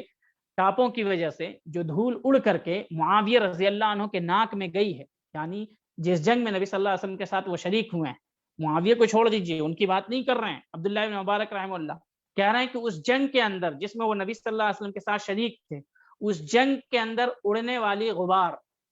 اگر معاویہ رضی اللہ عنہ کے ناک میں گئی ہے تو اس غبار کا مقابلہ عمر ابن عبدالعزیز نہیں کر سکتے، چہ جائے کہ تم حضرت معاویہ رضی اللہ عنہ سے عمر ابن عبدالعزیز کا مقابلہ کرو اور ان کے درمیان مفاضلے کی بات کرو کہ ان دونوں میں افضل کون ہے۔ اللہ اکبر۔ دیکھیں کہ سلف کا عقیدہ صحابہ کے بارے میں کیا تھا کہ آپ جو صحابی ہیں بعد والے سے ان کا مقابلہ ہی نہیں کیا جا سکتا، ان کے ناک میں گرد و غبار جو داخل ہوئی ہے حضور صلی اللہ علیہ وسلم کے ساتھ جہاد میں، وہ اس گرد و غبار کے برابر نہیں ہو سکتے، چہ جائے کہ ان کے صحابی کی برابری کی بات کی جائے اور ان کے اوپر فضیلت دی جائے۔ اللہ اکبر۔ آپ دیکھیں کہ سلف کا منہج کیا تھا صحابہ کے تعلق سے اور بالخصوص معاویہ رضی اللہ عنہ کے تعلق سے۔ اور جب یہی سوال معافی بن عمران سے رحمہ اللہ سے پوچھا گیا تو وہ غصہ ہو گئے اور کہنے لگے کہ تم نے صحابی کو تابعی کے برابر قرار دینے، تابعی کے برابر کرنے کی کیسے سوچ لی؟ کسی بھی تابعی کا ایک صحابی سے مقابلہ نہیں ہو سکتا، کیونکہ معاویہ رضی اللہ عنہ نبی کے ساتھی ہیں، ان کے سسرالی رشتہ دار ہیں اور کاتب وحی بھی ہیں۔ اسی طریقے سے امام سجزی رحمہ اللہ فرماتے ہیں کہ جو شخص عثمان، علی، عائشہ، معاویہ، عمرو بن العاص، ابو موسیٰ اشعری رضی اللہ عنہم اجمعین کی شان میں تنقیص کرتا ہے وہ خارجی اور گمراہ ہے۔ معاویہ رضی اللہ عنہ کے اوپر جو بد کلامی کرتا ہے وہ گمراہ ہے یا خارجی ہے۔ اور کیا کہتے ہیں کہ بسا اوقات ایسا ہوتا ہے کہ اس کے اندر تمام گمراہ کن عقائد اور جو افکار ہیں وہ تمام کے تمام اس کے اندر جمع ہوتے ہیں، جیسے آپ بعض اشخاص کو دیکھ سکتے ہیں۔ امام احمد رحمہ اللہ سے پوچھا گیا کہ علی اور معاویہ رضی اللہ عنہما کے درمیان افضل کون ہے؟ دیکھیں اس وقت بھی اس قسم کے سوال کرنے والے موجود تھے جیسا کہ آج سوال کرتے ہیں، تو معاویہ رضی اللہ عنہ اور علی رضی اللہ عنہما کے درمیان کون افضل ہیں؟ تو امام احمد رحمہ اللہ نے جواب دیا، میں ان کے بارے میں سوائے اچھی بات کے کچھ اور نہیں کہوں گا، اللہ رب العالمین ان سب پر اپنی رحمت نازل کرے۔ سب سے بہترین جواب یہی، جیسا کہ میں پہلے بھی کہہ چکا ہوں کہ ایک آیت ان اللہ لا یرضی عن القوم الفاسقین، یہ تمام کے تمام اللہ کے پسندیدہ بندے تھے، ان کے بارے میں یہی ہے کہ ہم ان سے راضی۔ اب ان کے درمیان کون افضل تھا؟ جن کی افضلیت کا ثبوت مل چکا ہے کہ چاروں خلفاء افضل ہیں، وہ ٹھیک ہے، لیکن اس بیچ میں ہم نہیں پڑھیں گے۔ ایک کی افضلیت سے دوسرے کا ناقص ہونا یا دوسرے کا کمتر ہونا ثابت نہیں ہوتا ہے، جیسا کہ میں نے ابھی بتایا۔ تو تمام کے تمام صحابہ کرام سے اللہ رب العالمین راضی تھا اور تمام کے تمام صحابہ کرام سے اللہ رب العالمین نے جنت کا وعدہ کیا۔ ابو زرع الرازی رحمہ اللہ سے پوچھا گیا، ابو زرع الرازی رحمہ اللہ کے پاس ایک آدمی آیا اور کہا کہ میں معاویہ سے نفرت رکھتا ہوں۔ اس شخص نے ایسے زبردست کہا کہ میں معاویہ سے نفرت رکھتا ہوں۔ تو ابو زرع رحمہ اللہ نے پوچھا نفرت کیوں کرتے ہو بھائی؟ تو اس نے کہا کہ انہوں نے علی رضی اللہ عنہ سے لڑائی کی، اسی وجہ سے میں ان سے نفرت کرتا ہوں۔ تو ابو زرع الرازی رحمہ اللہ نے اس شخص سے کہا تو برباد ہو جائے، ہلاک، اللہ تجھے برباد کرے۔ کیوں؟ کیونکہ اس کے بعد ابو زرع الرازی رحمہ اللہ کہتے ہیں کہ معاویہ رضی اللہ عنہ کا رب رحیم ہے اور علی رضی اللہ عنہ خود کریم ہیں، جن سے ان کی لڑائی ہوئی تھی، قتال ہوا تھا، وہ کریم الطبع اور شریف النفس ہیں علی رضی اللہ عنہ، نیز ان دونوں سے اللہ راضی ہے۔ معاویہ رضی اللہ عنہ کا رب رحیم ہے اور جن کے وہ خصم ہوں گے، جن کے خلاف انہوں نے لڑائی کی، وہ خود کریم الطبع اور شریف النفس انسان ہیں اور ان دونوں سے اللہ رب العالمین راضی ہے، تو پھر تم کون ہوتے ہو ان دونوں کے بیچ میں دخل اندازی کرنے والے؟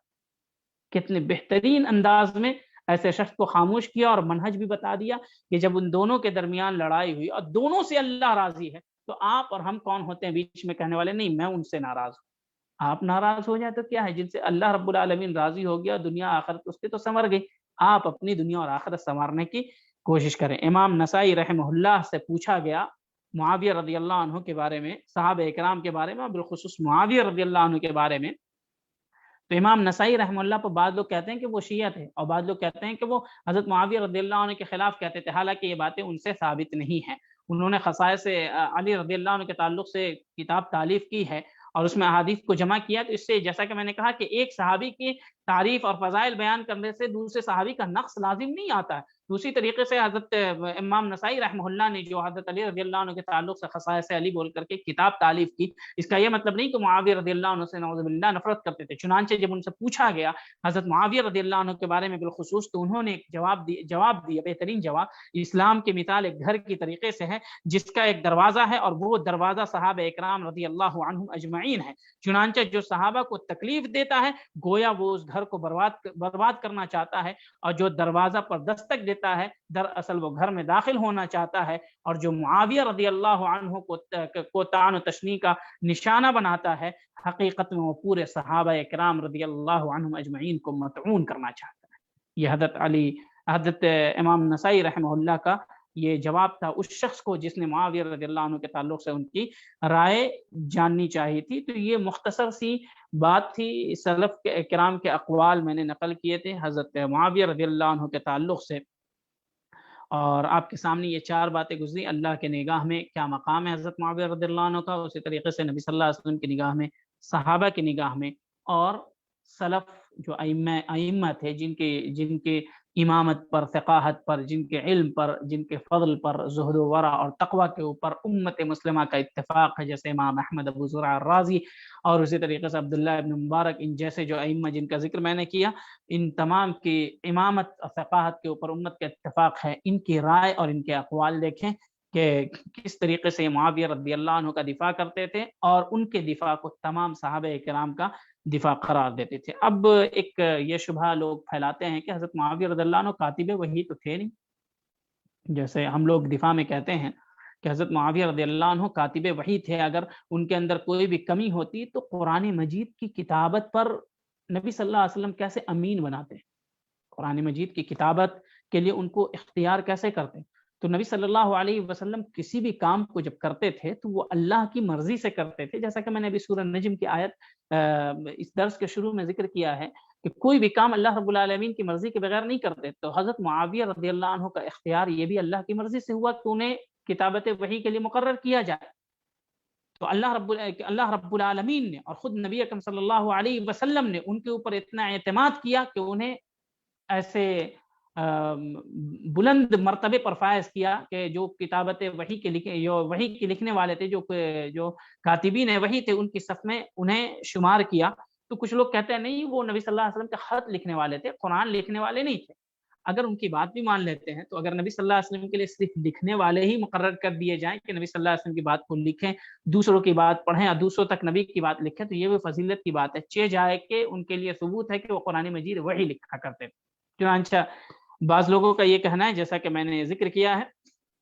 تو دراصل یہ ہے کہ کچھ لوگوں کو اچھا نہیں لگتا کہ حضرت معاویہ رضی اللہ عنہ کو کاتب وحی کہا جائے. شان میں ان کے اضافہ ہوتا ہے لیکن تکلیف ان لوگوں کو ہوتی ہے. اب پتہ نہیں تکلیف کیوں ہوتی ہے. یا تو یہ اسلام کو پوری طریقے سے ماننا نہیں چاہتے ہیں کہ اسلام کے بعض مسائل کو، جیسے یہ ان کو جو علمانی فکر کے ہوتے ہیں انہیں اسلام کے بعض چیزیں اچھی لگتی ہیں اور بعض چیزیں بری لگتی ہیں، کیونکہ وہ ان کے منہج اور ان کا جو طریقہ کار ہوتا ہے، ان کی جو زندگی ہوتی ہے اس کے خلاف ہوتی ہے. وہ چن کر کے مانتے ہیں. تو ویسے ہی وہ صحابہ بھی کرتے ہیں، چن کر کے. چنانچہ آپ دیکھیں کہ منکرین حدیث نشانہ بناتے ہیں حضرت ابو ہریرہ رضی اللہ عنہ کو، اور بھی جو فرق باطلہ ہیں وہ نشانہ بناتے ہیں، کیونکہ حضرت ابو ہریرہ رضی اللہ عنہ نے جس قدر روایت نقل کی ہے، جیسا کہ میں نے ذکر کیا تھا، وہ روایت ان کے عقائد اور ان کے جو معاملات ہیں اس کے خلاف ہوتی ہیں. تو اگر ہم حضرت ابو ہریرہ رضی اللہ عنہ کو بولو، ان لوگوں کا ماننا ہے کہ اگر حضرت ابو ہریرہ رضی اللہ عنہ کو ہی نشانہ بنایا جائے اور ان کی شان میں کمی کی جائے اور ان کو غلط ثابت کر دیا جائے، تو ان سے جتنی بھی روایتیں ثابت ہیں وہ غلط ہو جائیں گی، اور ہمارے لیے جو معاملات ہے، جو ہمارے باطل عقائد ہیں، اس کو پروان چڑھانا ہمارے لیے آسان ہو جائے گا. تو یہی مقصد ہے صحابہ کرام سے یا بعض صحابہ کرام رضی اللہ عنہ اجمعین سے لوگوں کی نفرت کا. چنانچہ آپ دیکھیں کہ وہ حضرت معاویہ رضی اللہ عنہ حقیقت میں کاتب وحی تھے، یا پھر یوں ہی لوگ اہل سنت والجماعت دعویٰ کرتے ہیں ان کی شان میں بے جا مبالغہ کرتے ہیں. تو میں نے ایک حدیث نقل کی تھی حضرت عبداللہ بن عباس رضی اللہ عنہ کے حوالے سے کہ حضرت عبداللہ بن عباس رضی اللہ عنہ کو نبی صلی اللہ علیہ وسلم نے بھیجا تھا معاویہ رضی اللہ عنہ کو بلانے کے لیے. تو اس جملے میں ایک اضافہ ہے وَكَانَ كَاتِبُهُ، نبی صلی اللہ علیہ وسلم نے ان کو بھیجا کہ جاؤ بلا کر کے لاؤ معاویہ کو، تو وہ گئے، تو وہ کھا رہے تھے اور کھانا تناول کر رہے تھے، تو آ کر کے انہوں نے کہا عبداللہ بن عباس رضی اللہ عنہ نبی اکرم صلی اللہ علیہ وسلم کو، اور عبداللہ بن عباس رضی اللہ عنہ نے اس حدیث کے اندر مینشن کیا، حالانکہ کوئی مقام نہیں تھا، لیکن خود عبداللہ بن عباس رضی اللہ عنہ نے یہ مینشن کیا، یہ ذکر کیا وَكَانَ كَاتِبُهُ، یعنی مجھے جو نبی صلی اللہ علیہ وسلم نے بھیجا تھا، مقصد یہ تھا کہ نبی صلی اللہ علیہ وسلم کے لیے وہ آ کر کے لکھیں، کچھ نہ کچھ لکھیں، تو نبی صلی اللہ علیہ وسلم کے وہ کاتب تھے، لیکن اس حدیث میں بھی یہ پتہ نہیں چلتا کہ وہ کاتب وحی تھے کہ نہیں تھے۔ البتہ دوسری حدیث آپ دیکھیں عبداللہ بن عباس رضی اللہ عنہ سے ہی مروی ہے اور صحیح سند سے مروی ہے، چنانچہ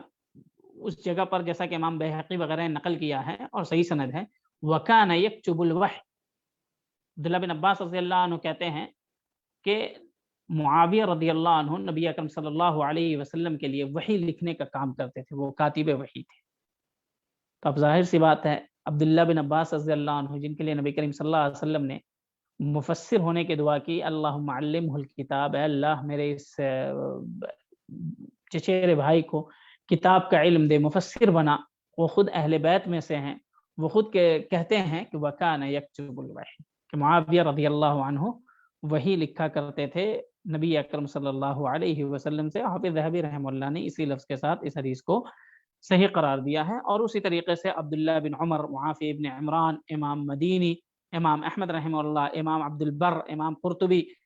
ابن قدامہ، شیخ الاسلام ابن تیمیہ، ابن کثیر اور دیگر بہت سارے علماء نے اس بات کو ذکر کیا ہے کہ معاویہ رضی اللہ عنہ قرآن مجید لکھنے والے تھے، کاتب وحی تھے۔ اس کے علاوہ اور بھی، بلکہ تقریباً امت کا اجماع ہے اس بات کے اوپر، جو علماء کرام ہیں سنت والجماعت کے، کہ معاویہ رضی اللہ عنہ کاتب وحی تھے۔ دوسرا اعتراض یہ لوگ یہ کرتے ہیں کہ معاویہ رضی اللہ عنہ تو فتح مکہ کے بعد اسلام قبول کیے، اور فتح مکہ کے بعد تو قرآن مجید نازل ہی نہیں ہوئی، تو انہوں نے قرآن مجید لکھا کیسے؟ اب ظاہر سی بات ہے جب آدمی کسی سے نفرت کرتا ہے تو بہت حد تک چلا جاتا ہے، اور اس کو کچھ سمجھ میں نہیں آتا تو یتخبط خبط العشواء، اندھی اوٹنی جس طریقے سے ٹھوکریں کھاتی ہیں وہ اسی طریقے سے بے جا بے غیر سر پیر کے اعتراض کرتا جاتا ہے۔ تو وہ یہ لوگ کہتے ہیں جو معاویہ رضی اللہ عنہ سے نفرت رکھنے والے ہیں، وہ کہتے ہیں کہ انہوں نے تو فتح مکہ کے بعد اسلام قبول کیا، اور فتح مکہ کے بعد تو کوئی آیت نازل نہیں ہوئی، کوئی صورت نازل نہیں ہوئی، تو در حقیقت انہیں اسلام کی نشر و اشاعت یا اسلام کا دفاع مقصود نہیں ہوتا ہے، ان کا مقصد اسلام کے اندر اسلام میں کمی نکالنی ہوتی ہے اور صحابہ کرام کو مطعون کرنا ہوتا ہے۔ تو جو لوگ ایسا اعتراض کرتے ہیں کہ وہ فتح مکہ کے بعد اسلام لائے اور فتح مکہ کے بعد کوئی آیت نازل نہیں ہوئی، تو ان کے خدمت میں عرض ہے کہ نبی اکرم صلی اللہ علیہ وسلم، صحیح بخاری کی روایت ہے کہ حجۃ الوداع میں، عرفہ کے موقع سے، عرفہ کے دن حجۃ الوداع میں، الیوم اکملت لکم دینکم واتممت علیکم نعمتی، یہ آیت نازل ہوئی حجۃ الوداع میں، عرفہ کے دن، جیسا خود حضرت عمر رضی اللہ عنہ کی بھی روایت ہے، تو یہ آیت نازل ہوئی، اور ظاہر سی بات ہے کہ حج نبی صلی اللہ علیہ وسلم نے فتح مکہ کے بعد کیا تھا۔ اسی طریقے سے سورہ مائدہ اور سورہ توبہ مکمل فتح مکہ کے بعد نازل ہوئی۔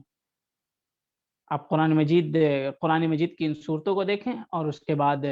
جا کر کے اس تعلق سے جو احادیث مروی ہیں آپ پڑھیں، سورہ مائدہ، سورہ توبہ اور بھی کئی آیات فتح مکہ کے بعد نازل ہوئی۔ تو حضرت معاویہ رضی اللہ عنہ کو کاتبین وحی کے صف سے نکالنے کے لیے پوری ایڑی چوٹی کا زور لگا دیتے ہیں کہ وہ کاتب وحی میں ان کا شمار نہیں کیا جا سکتا، لیکن جسے اللہ رب العالمین شرف و فضیلت بخشنا چاہتا ہے، بخش چکا ہے، جس کی فضیلت کو، جن کے منقبت کو پوری امت مسلمہ تسلیم کر چکی ہے، تو چند بعض اشخاص جنہیں نہ علم ہے اور جنہیں نہ فقہ ہے، جنہیں نہ سمجھ ہے، جنہیں نہ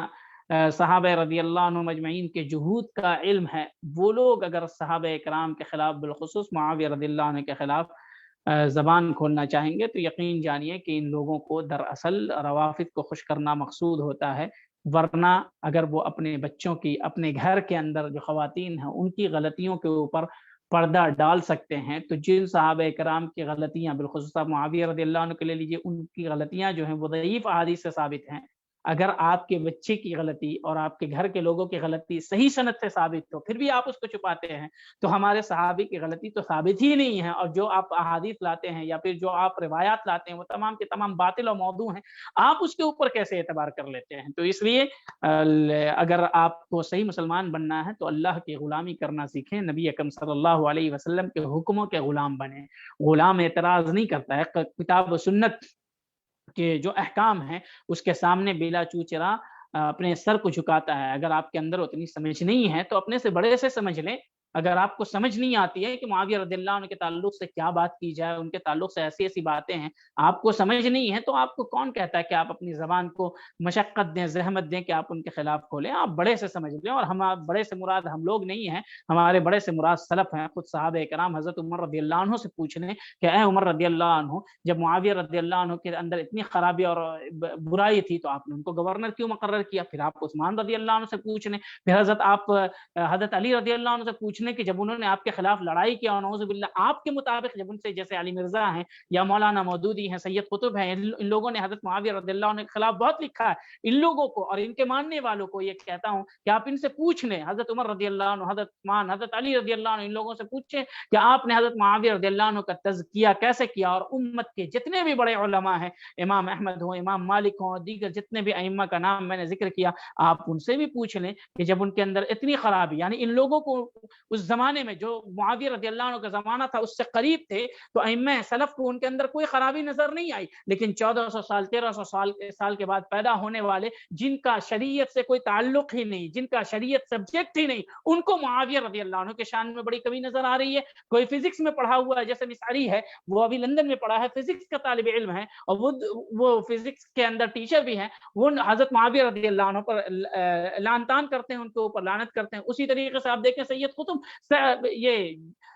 جرنلزم سیکھا تھا انہوں نے، لکھنے والے تھے، دکھا رہے تھے، اور یہ معاویہ رضی اللہ عنہ پر طعن کرتے ہیں۔ مولانا مودودی کو دیکھ لیجئے، ان کا سیاسی تعلق تھا اور یہ حضرت معاویہ رضی اللہ عنہ پر کلام کرنے لگے، ان کی جماعت ایک تیار ہو گئی اور معاویہ رضی اللہ عنہ کے خلاف فضا کو زہریلی کرنے لگی۔ تو یاد رکھے کہ ہر وہ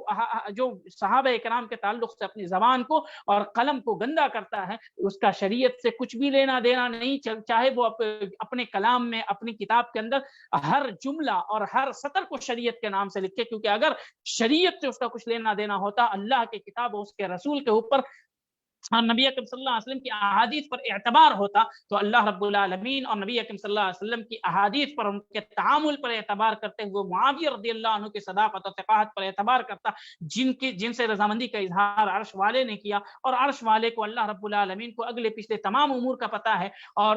اللہ رب العالمین کو پتہ تھا کہ ان کی لڑائی حضرت علی رضی اللہ عنہ کے خلاف ہوگی اور آپس میں ناچاقی ہوگی، اس کے باوجود اس نے رضامندی کا پروانہ دیا۔ اسی طریقے سے حضرت عمر رضی اللہ عنہ جیسے دور اندیش شخص نے ان کے اوپر اعتماد کیا، حضرت عثمان رضی اللہ عنہ نے اعتماد کیا۔ پھر جنگ صفین کے بعد جتنے بھی صحابہ کرام تھے جو معاویہ رضی اللہ عنہ کے ہاتھ پر انہوں نے بیعت کی، کیا ان لوگوں میں سے کسی ایک نے بھی اس طریقے سے نشانہ بنایا جیسا کہ آج یہ لوگ نشانہ بناتے ہیں، اور ان کے ایمان پر، ان کے صحابی ہونے پر، ان کی ثقافت کے اوپر، ان کے کاتب وحی ہونے پر، ان کے نبی صلی اللہ علیہ وسلم کے رشتہ دار ہونے پر سوالیہ نشان قائم کرتے ہیں؟ ایسے لوگ اس لائق ہیں کہ ان کی مجلسوں کو چھوڑ دیا جائے، کیونکہ جو صحابہ کرام کے تعلق سے بولتا ہے اس کے اندر خیر و بھلائی کا ذرہ برابر بھی پہلو نہیں ہے، ان کی طرف نہ التفات کیا جائے، انہیں کو مجلس میں بیٹھا جائے۔ ہمیں ساری باتیں قبول ہو سکتی ہیں لیکن ایک بھی ادنا صحابی کے تعلق سے ایک جملہ ہم برداشت نہیں کر سکتے، جیسا کہ حضرت عمر رضی اللہ عنہ کے تعلق سے، ان کے تعامل کے تعلق سے گزرا کہ صحابہ کرام کے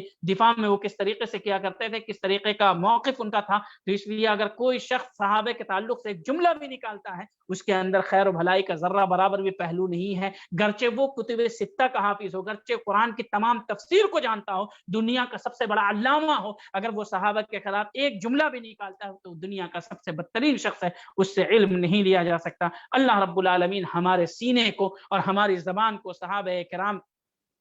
کے تعلق سے सलामत रखे, हमारे सीने में सहाबे इकराम की मोहब्बत दे, और ज़बान से जब भी हम बयान करें तो उनके फ़ज़ाइल को बयान करें और हमें उन्हीं के नक्श कदम पर कायम रखे। और जिस तरीके से सलफ़ किराम ने यानी सहाबा, ताबईन, तबे ताबईन ने दीन को समझा था और सहाबे इकराम के मकाम को और उनकी अज़मत को जाना था, अल्लाह रब्बुल आलमीन हमें भी उनके मकाम और उनकी अज़मत को जानने की तौफ़ीक़ अता फ़रमाए। और मुआविया रज़ियल्लाहु अन्हु के ताल्लुक़ से अगर हमारे दिल में कुछ है तो हम फ़ौरन अपने रब से तौबा कर लें, क्योंकि नबी अकरम सल्लल्लाहु अलैहि वसल्लम मुआविया रज़ियल्लाहु अन्हु की वकालत करने के लिए आ जाएंगे, रब से कहेंगे कि ऐ रब, ये मेरा कातिब वही था, ये मेरा रिश्तेदार भी है, इसने मुझ पर ईमान भी लाया, ये मेरा सहाबी भी है। और क्या कहते हैं, अली रज़ियल्लाहु अन्हु भी करीम मुत्तबा है, वो क़यामत के दिन उनको माफ़ कर सकते हैं और करेंगे ही यकीनन। लेकिन आपकी सिफारिश करने वाला कौन होगा जो आप मुआविया रज़ियल्लाहु अन्हु के खिलाफ ज़बान दराज़ी करते हैं? आपकी वकालत करने के लिए कौन आएगा? आपको माफ़ करने के लिए कौन आएगा? इसलिए जिसके लिए रब ने रज़ामंदी का परवाना जारी कर दिया है,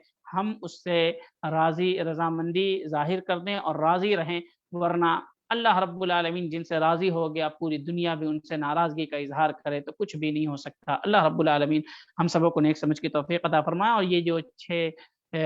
सिलसिला चला है सहाबा इकराम का, अल्लाह रब्बुल आलमीन हमारे सुनने को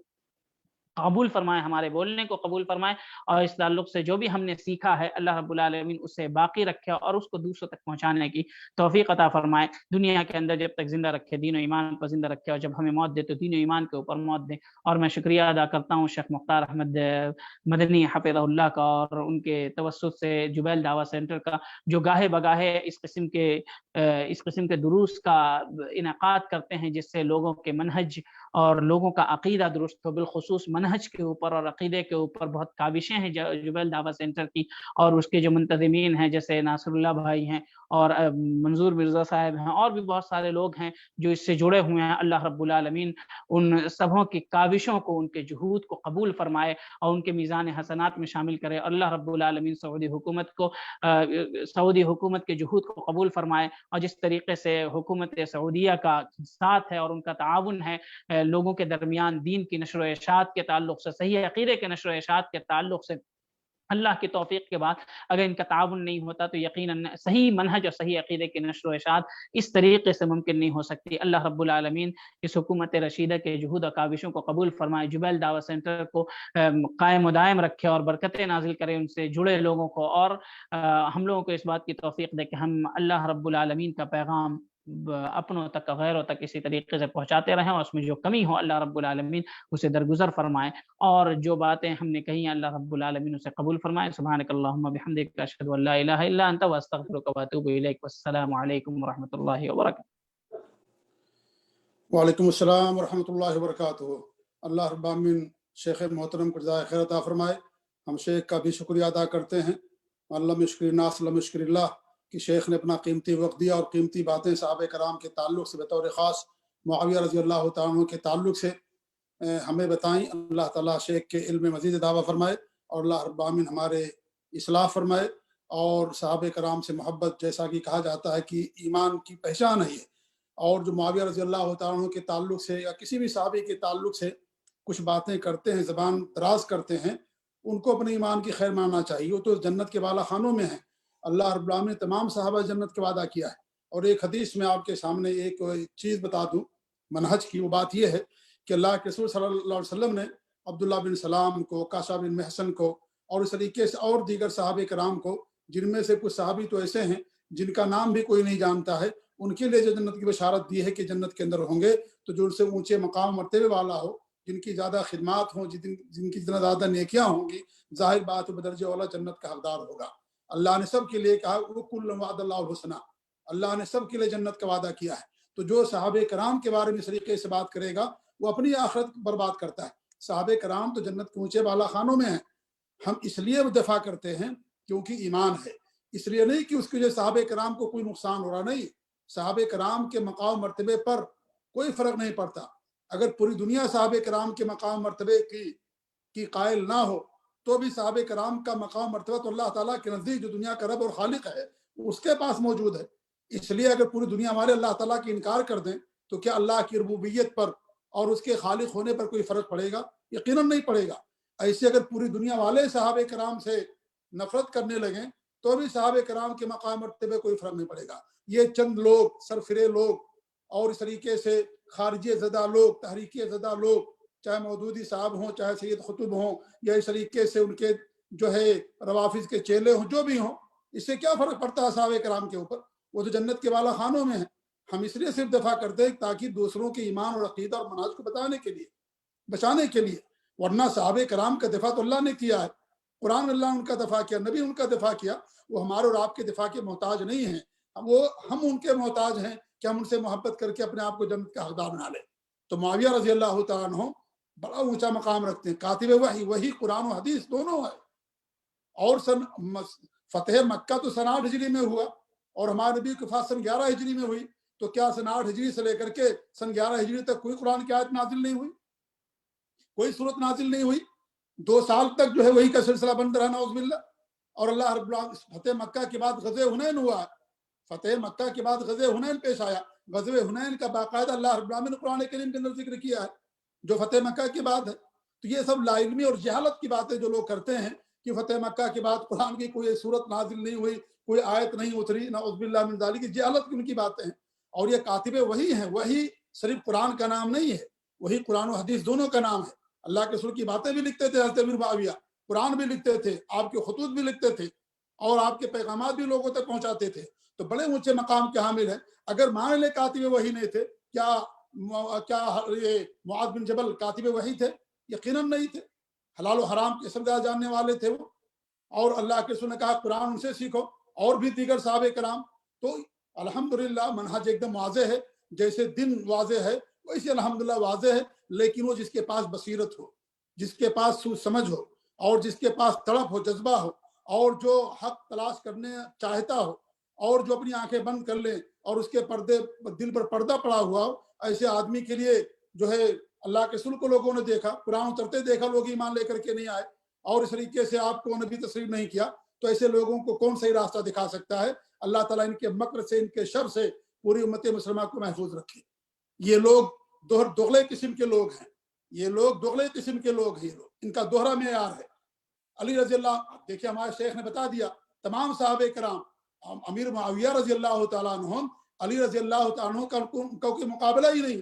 لیکن یہی لوگ کیا کرتے ہیں؟ تاریخ کی باتیں وہ جو امیر معاویہ کے خلاف اسے لے لیتے ہیں،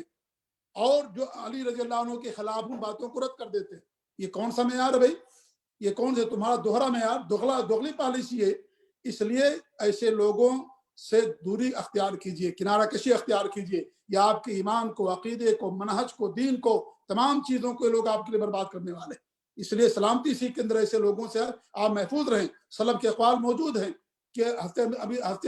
احمد رحمۃ اللہ علیہ سے سوال کیا گیا کہ کچھ لوگ امیر معاویہ کے تعلق سے یا صحابہ کے تعلق سے ایسی باتیں کرتے ہیں، تو امیر معاویہ امام احمد نے کیا فرمایا؟ ایسے لوگوں سے دوری اختیار کرو، ایسے لوگوں کے ساتھ نہ اٹھو بیٹھو، ایسے لوگوں کے ساتھ دوری اختیار کرو. تو یہ ایسے لوگ ہیں، ان کا مقاطع ہے، دوری اختیار کرنا چاہیے. اللہ تعالیٰ ان کو صحیح سمجھتا فرمائے. اور ایک بات کر کے میں معذرت کے ساتھ، شیخ سے ہمارے سبقت لسانی سے بات نکل گئی، لیکن کوئی اس کو جو ہے بعد میں موضوع نہ بنا لے کہ شیخ نے صفیہ رضی اللہ عنہ کا ذکر کیا اور کہا کہ عمر رضی اللہ عنہ کی بیٹی تھی. تو شیخ سے سبقت لسانی حفصہ سے تھوڑا سا مشابہت ہونے کی بنا پر یہ بات زبان سے نکل گئی شیخ کے. ورنہ جو ہے کوئی ہے ایسے سننے والوں میں سے ایسے لوگ ہوں گے، بعد میں یہی بات وہ لوگ بڑا بنا کر کے، کیونکہ اتنا بھی نہیں معلوم کہ صفیہ حضرت عمر کی بیٹی نہیں تھی، اور اتنی بڑی باتیں کرتے، لمبی باتیں کرتے ہیں. سبقت لسانی سے کچھ بھی ہو سکتا ہے، زبان سبقت کبھی کبھی کر جاتی ہے. تو بہرحال سبقت لسانی سے شیخ سے بات نکل گئی ہے. ہم شیخ کے علم اور عمر میں، اعمال میں برکت کے لیے دعا کرتے ہیں. آپ تمام لوگوں کا شکریہ ادا کرتے ہیں جو یہ لوگ اس پہ اندر شریک رہے اور اس قیمتی اور ایک منہجی پروگرام کو شروع سے آخر تک سنا. اللہ تعالیٰ ہمارے منہج کی اصلاح فرمائے. اور ساتھ ہی ساتھ ایک اعلان کے ساتھ کہ انشاءاللہ آنے والے جمعہ سے شیخ ابو زید ضمیر صاحب کا انشاءاللہ کتاب البلوغ المرام کے جو آخری باب ہے، کتاب الجامع، جس میں ادب اور زہد، ورع اور بر اور صلہ، اس طرح کی جو ابواب ہیں، انشاءاللہ ان کی شرح ہمارے شیخ شروع کریں گے. اور وقت ہوگا 7:45 سعودی عرب کے ٹائم کے مطابق. ابھی تو عصر کے بعد ہوتا تھا، لیکن وہ شیخ کا جو درس ہوگا وہ سعودی عرب کے ٹائم کے مطابق 8:45 سے لے کر کے 9:15 بجے تک رہے گا، یعنی سعودی عرب کے ٹائم کے مطابق. اور ہندوستان کے ٹائم کے مطابق 10:15 بجے سے لے کر کے 11:45 بجے تک. اور پاکستان کے ٹائم مطابق 9:45 بجے سے لے کر کے 11:15 بجے تک. تو امید ہے کہ آپ لوگ ان تمام کے اندر شرکت فرمائیں گے. جزاکم اللہ خیر. اللہ تعالیٰ آپ لوگوں کی شرکت کو قبول فرمائے. آمین. والسلام علیکم ورحمۃ اللہ وبرکاتہ.